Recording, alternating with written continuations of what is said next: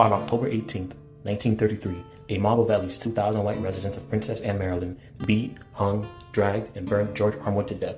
Armwood, who was reportedly intellectually disabled, had been accused of assaulting an 80-year-old woman who was also the mother of a local white policeman.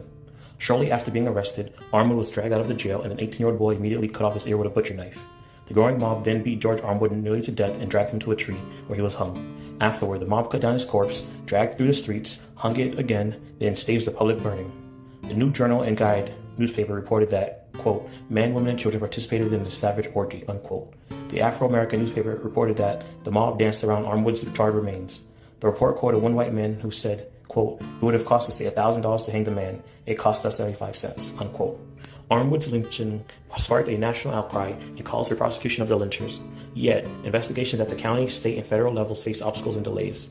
Inquiries following the lynching were marked by residents' refusal to identify participants, as well as mockery and intimidation of black witnesses.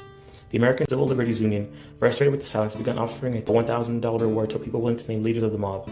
Even when finally presented with identifying evidence, the county prosecutor refused to act, and the Maryland Attorney General ordered troops to arrest 8 named participants. White residents who supported the accused lynchers waged riots to protest.